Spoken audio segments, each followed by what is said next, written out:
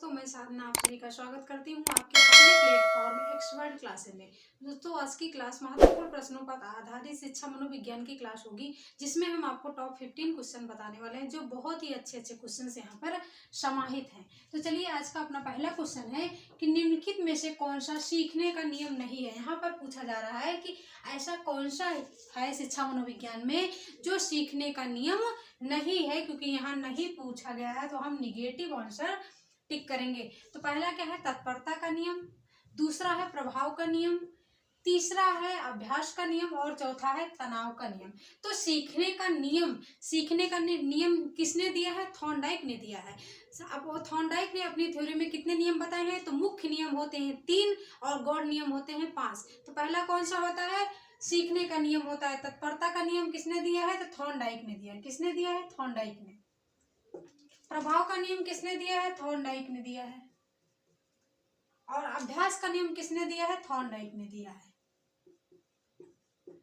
और तनाव का नियम यही हमारा नहीं होगा, क्योंकि थॉर्नडाइक ने मुख्य रूप से 3 नियम दिए हैं। तो यहाँ पर तत्परता का नियम, अभ्यास का नियम, प्रभाव का नियम, 3 नियम मुख्य रूप से है जिनको थॉर्नडाइक ने दिया है, और एक नियम नहीं है, यही हमारा नहीं है। तो यही हमारा आंसर हो जाता है।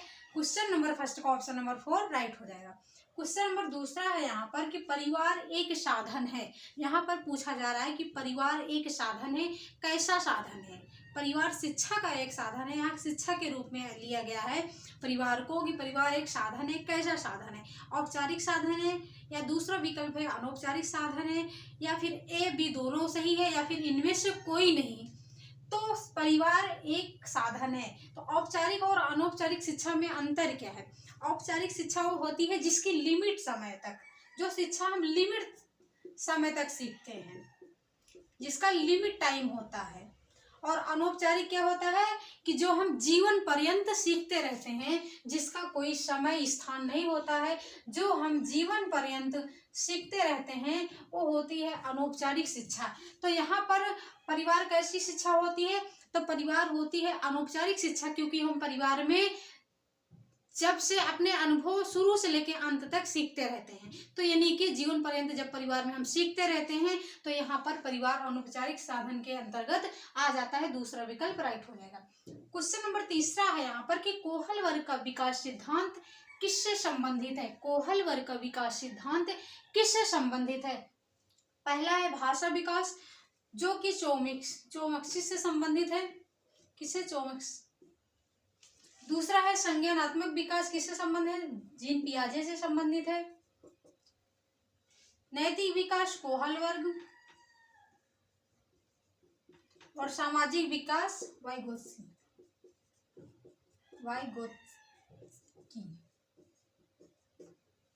तो यहाँ पर क्या भाषा विकास है, जो कि चोम्स्की साहब का है। संज्ञानात्मक विकास किसका है? जीन पियाजे जी का है। और नैतिक विकास कोहल वर्ग का है। और सामाजिक विकास किसका है? वाइगोत्स्की। यहाँ पर क्या पूछा गया? कोहल वर्ग का पूछा गया, तो तीसरा विकल्प राइट हो जाएगा, नैतिक विकास के साथ चला जाएगा।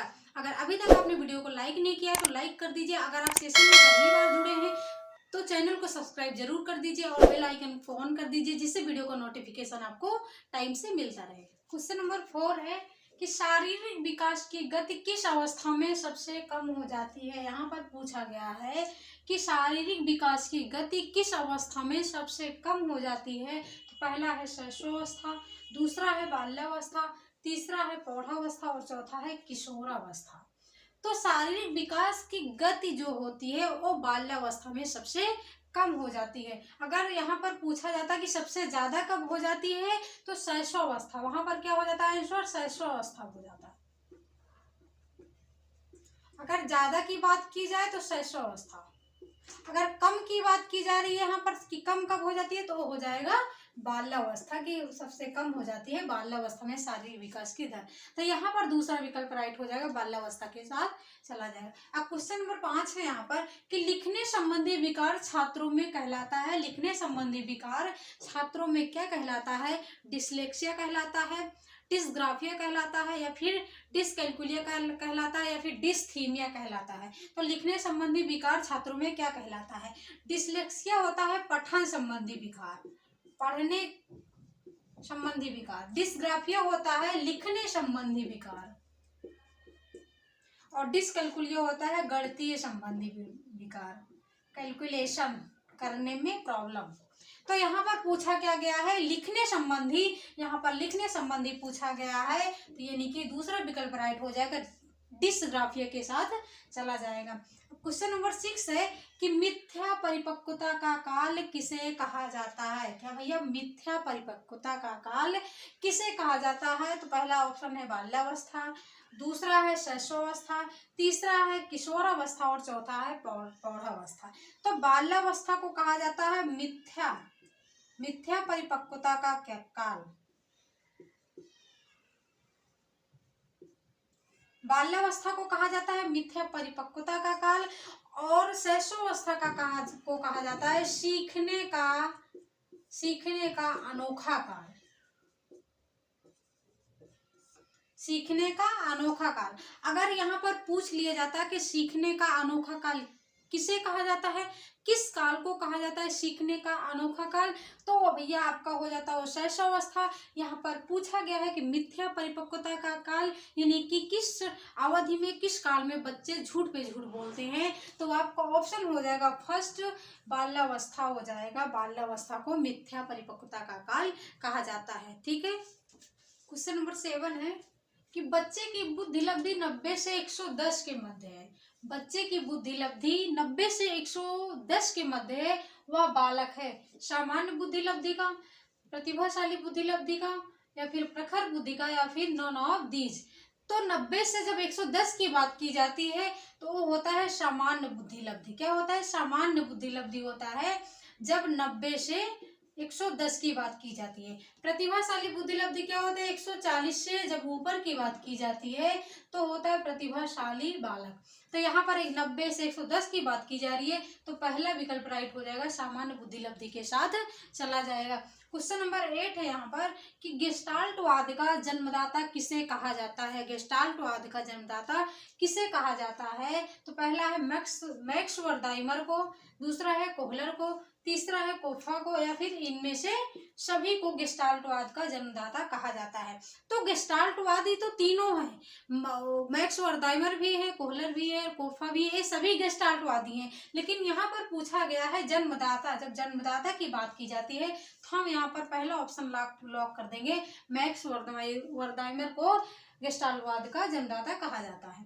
क्वेश्चन नंबर 9 है यहाँ पर किशोरावस्था की अवधि है। किशोरावस्था की अवधि है, पहला है 6 से 12, दूसरा है 12 से 18, तीसरा है 18 से ऊपर और चौथा है 2 से 6 वर्ष। तो 6 से 12 क्या होती है? बाल्यावस्था। 6 से 12 क्या होती है? बाल्यावस्था।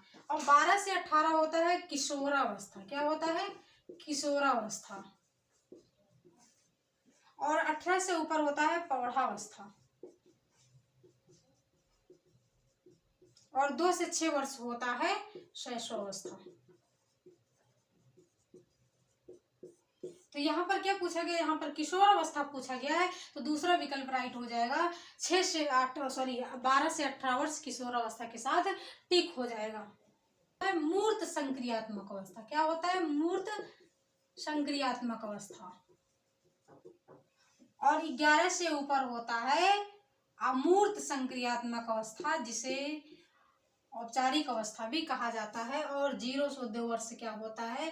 तो 0 से 2 वर्ष होता है संवेदी गामक अवस्था। क्या होता है? संवेदी गामक अवस्था। तो यहाँ पर क्या पूछा गया? पूर्व संक्रियात्मक पूछा गया, तो हमारा ए विकल्प राइट हो जाएगा। 2 से 7 वर्ष पूर्व संक्रियात्मक अवस्था को कहा जाता है। क्वेश्चन नंबर यहाँ पर 12 है कि अन्वेषण विधि का जनक है।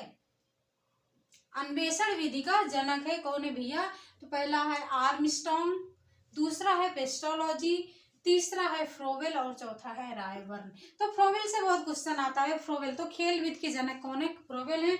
और अन्वेषण विधि का जनक कौन है? तो अन्वेषण विधि को खोज विधि के नाम से भी जाना जाता है। किस नाम से? खोज विधि के नाम से भी जाना जाता है। अगर एग्जाम में खोज विधि पूछ ले तो आपको कंफ्यूज नहीं होना है। खोज विधि को ही अन्वेषण विधि कहते हैं, और इसको ह्यूरिस्टिक विधि भी कहते हैं। क्या कहते हैं? ह्यूरिस्टिक विधि के नाम से भी जाना जाता है। कितने नाम हो गए? खोज विधि, ह्यूरिस्टिक विधि और अन्वेषण विधि अगर पूछे तो आप हमेशा आंसर कीजिएगा आर्मस्ट्रांग को। क्लियर है। क्वेश्चन नंबर 13 है कि निम्न में से किसने अधिगम का सिद्धांत नहीं दिया। यहाँ पर नहीं पूछा गया कि ऐसे कौन से मनोवैज्ञानिक है जिन्होंने अधिगम का सिद्धांत नहीं दिया। तो पहला है कोहलर, दूसरा है स्किनर, तीसरा है B.S. ब्लूम और चौथा है थॉर्नडाइक। तो यहाँ पर B.S. ब्लूम ऐसे मनोवैज्ञानिक है जिन्होंने अधिगम का सिद्धांत नहीं दिया, क्योंकि कोहलर भी अधिगम का सिद्धांत दिए हैं, स्किनर का क्रिया प्रसूत का सिद्धांत है, थॉर्नडाइक का प्रयास एवं त्रुटि का सिद्धांत है, तो B.S. ब्लूम का कोई सिद्धांत है, यानी कि तीसरा विकल्प यहाँ पर राइट हो जाएगा। क्वेश्चन नंबर 14 है यहाँ पर कि बुद्धि का द्विखंड का सिद्धांत किसने दिया। तो बुद्धि का द्विखंड का सिद्धांत किसने दिया। पहला ऑप्शन है स्पीयरमैन, दूसरा है थर्स्टर्न, तीसरा है थॉर्नडाइक और चौथा है नॉन ऑफ दीज। तो यहाँ पर ऑप्शन नंबर फर्स्ट राइट हो जाएगा कि बुद्धि का द्विकारक, द्विखंड को द्विकारक का सिद्धांत भी कहा जाता है और द्विखंड का सिद्धांत यहाँ पर स्पीयरमैन के द्वारा दिया गया है। तो पहला विकल्प राइट हो जाएगा। क्वेश्चन नंबर यहाँ पर 15 है कि प्रासंगिक अंतर्बोध परीक्षण यानी कि TAT थीमेटिक अपरसिस्टेंट टेस्ट का विकास किस मनोवैज्ञानिक द्वारा हुआ। तो पहला है साइमंड, दूसरा है मॉर्गन एवं मुरे, तीसरा है बेलेक और चौथा है इनमें से कोई नहीं। तो यहाँ पर प्रासंगिक अंतर्बोध परीक्षण दिए हैं मॉर्गन एवं मुरे, यानी कि दूसरा विकल्प राइट हो जाएगा। सो दोस्तों आपको वीडियो कैसा लगा, अगर अच्छा लगा तो लाइक करना, अगर आप सेशन में पहली बार जुड़े हैं तो चैनल को सब्सक्राइब जरूर करना, और हाँ कमेंट में आप जरूर बताना कि आपने इनमें के इसने 15 क्वेश्चन में कितने क्वेश्चंस सही किए। Thanks for watching video. This is Sadhana Tyagi expert classes.